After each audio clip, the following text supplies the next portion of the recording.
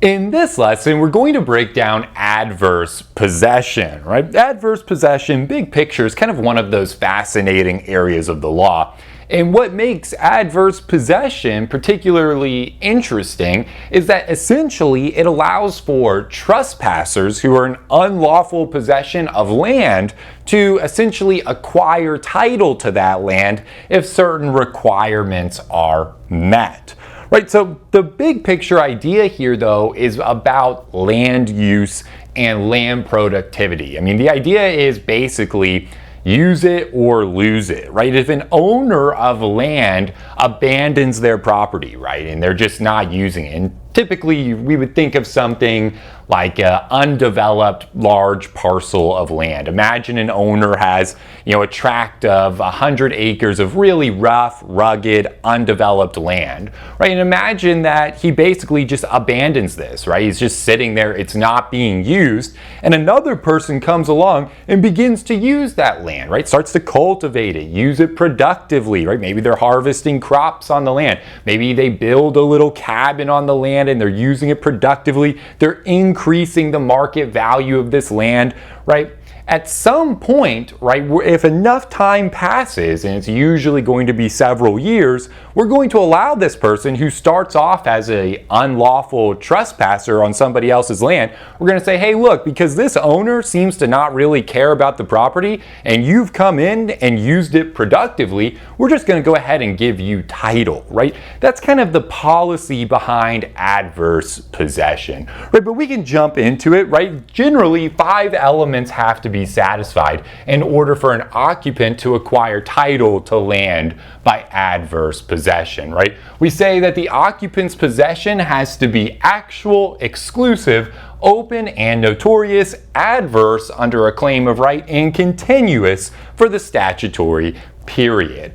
Right, so we can break each of these down. Our first element is going to be actual possession, right? The adverse possessor's possession has to be actual. Under the majority view, this element requires that the claimant must physically use the particular parcel of land in the same manner that a reasonable owner would. Right, so acts required to satisfy this element are going to vary from parcel to parcel. Right, so the idea is the use has to be actual. It has to be used in a way that a reasonable owner would use the land. Right, so if you're trying to adversely possess, a residential home, right, you're trying to possess some just like abandoned house on a street somewhere, right, well, all you'd have to do to really constitute actual use is take residence in the home, right? A reasonable owner uses a house for residential purposes. So simply taking residence in a home would be probably enough for actual use. But if you're taking possession of land that really has a particular purpose, right? Say that it's like a farmland, right? It's some sort of farm. Well, presumably, right, your use of that land to constitute actual use would have to involve some type of like farming, right? You'd have to be cultivating the land, using it as a reasonable owner of that farm would, right? So if the reasonable owner of a farm is going to cultivate the land, grow crops, right, do what farmers do on farmland, we'd say if you're going to try to adversely possess farmland, you have to do some things that a reasonable owner would do with that land. So if it's farmland, right, we'd presumably want to see some type of farming on the land, right? Cultivating, growing crops, doing whatever a reasonable owner would on the land. Of course, this is going to vary a lot from parcel to parcel based on the character and nature of the land, right? Is it in a city? Is it in, farmland? Is it a large area? Is it a small area? What's the climate like? All of these would be factors we would consider in how a reasonable owner would use the land. But as long as the adverse possessor's use of the land is the same manner that a reasonable owner would use, right, it satisfies our first element. Next, we say the possession has to be exclusive. In other words, the possession must not be shared, right? The adverse possessor can't share possession with the true owner or general public. Right, so of course the true owner can interrupt the claimant's exclusive possession by retaking possession of the property. Again, this is going to depend on the land. Right? If our adverse possessor is trying to adversely possess a home, a residence in a suburban area, it's going to be very easy for the true owner to interrupt that, right? They can just show up to the home, right, and change the lock on the door, right? That would be enough. Showing up and simply just living back in the property, right? Well, that would be enough to interrupt the adverse possessor's use. But again, if it's some piece of land that has a really particular purpose, right? Say it's forest land being used by the adverse possessor. Say our adverse possessor took undeveloped forest land and is now harvesting timber on that land.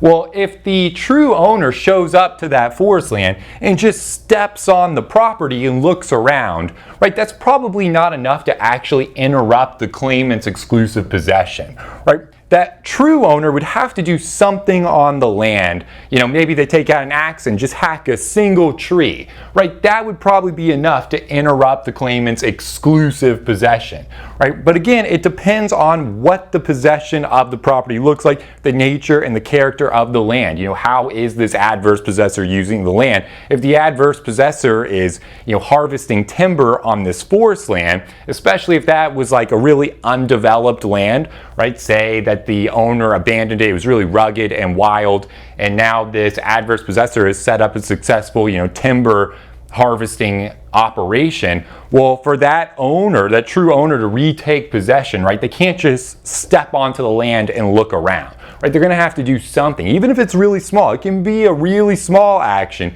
You know, maybe they just want to cut down one tree to use as a Christmas tree, right? That would probably be enough to actually interrupt the claimant's exclusive possession, right? Next, we have open and notorious. The next requirement to satisfy adverse possession is that the occupant's possession has to be open and notorious, right? The acts of possession must be so visible and obvious that a reasonable owner who inspects the land will receive notice of an adverse title claim. In other words, right, the claimant's use of the land cannot be hidden from the true owner, right? So somebody can't just think, oh, okay, I'm gonna go adversely possess this house. I know what I'm gonna do. I'm gonna wait until they fall asleep, and at night I'm gonna build this secret underground bunker under their house, right? And I'm gonna live in this bunker for the statutory period. I'm gonna live in this bunker for 20 years. And then once the clock is run out, I'm gonna pop out and say, surprise, you know, I now own your property, right? It doesn't work like that. You can't like hide on the property in a corner somewhere or build some underground bunker where you're like secretly using the land. No, the use has to be open and notorious. It has to be clearly visible and obvious, such that a reasonable owner who inspects the land will receive notice of an adverse title claim. Basically, if a reasonable owner walks out onto the land, they're gonna see what you're doing, right? That's what has to happen to satisfy this open and notorious requirement, right? The claimant's use of the land cannot be hidden from the true owner. Now, that doesn't mean that the reasonable owner has to inspect the land, right? What you're hoping, it's only that the reasonable owner who inspects the land would receive notice, right? That the inspection would reveal your use on the land. It doesn't necessarily matter whether or not the owner actually inspects the land, only that if they did, right, they would see what you're doing, right? And obviously what the adverse possessor is hoping is that the owner's just not going to show up, right? I would imagine that's what the adverse possessor is hoping, right? Because their use does have to be clearly visible and obvious.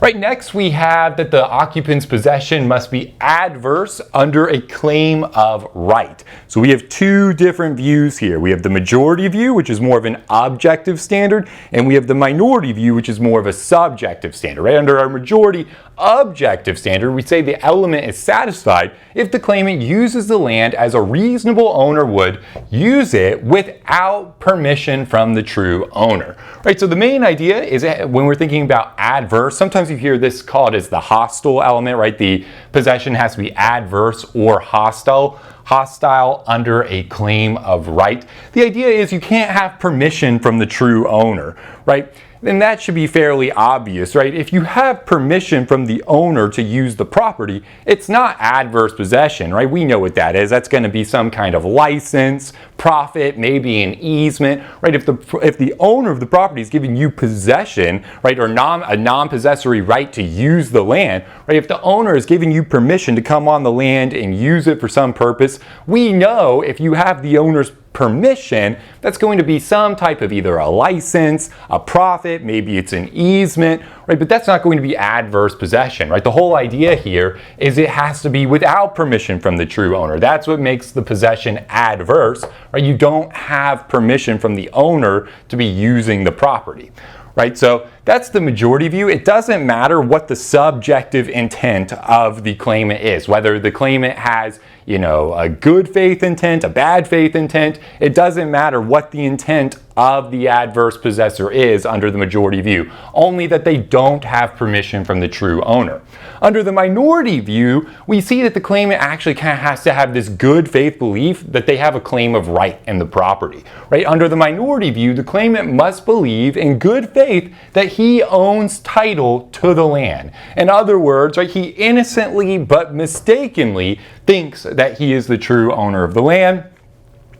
Probably the most classic example of this would be where somebody moves into the wrong house, right? They have the wrong address. So say a purchaser of a home purchases a house at 12 Maple Street, right? And say it's one of these neighborhoods where all of the houses kind of look really similar. So you drive up and you move in, right? But you accidentally move into 13 Maple Street, right? You move into the house next door, right? Unbeknownst to you, you've just moved into a house that looks really similar to the one you saw, but it's the one next door, right? Well, in that case, subjectively, in that person's mind, they would believe in good faith that they own title to the land, right? They'd think, oh, this is my house. This is what I purchased, right? They don't realize they've accidentally moved into the wrong house. Under the minority view, this subjective good faith requirement is required, right? And in the minority view, we want to see the claimant innocently but mistakenly think that he is the true owner of the land.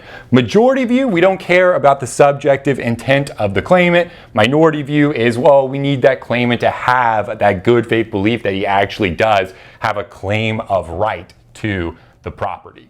Right, next it has to be continued. Thank you so much for watching this video preview of our Legal Education Accelerator Program, or LEAP for short. If you would like to see the conclusion of this video and gain full access to our entire 1L and 2L video library, integrated outlines, streamable audio versions, additional practice exams with explanations, and much more, we invite you to head over to our website and join the thousands of law students who have already enrolled. To get started with your no-risk free trial today, simply click the link in the description box below or visit www.studicata.com/leap.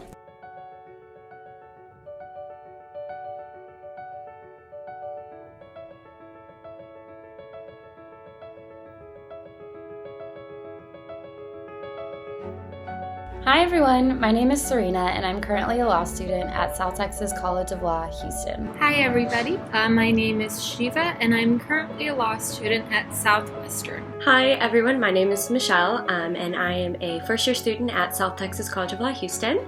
I used the Studicata study video series last semester to help me prepare mostly for contracts, and I actually made an A+ in contracts last semester, which I greatly dedicate to the Studicata videos. By using Studicata to help me prepare for my final exam, I was able to score the highest grade out of my class on the final and even have my essay distributed as the model answer.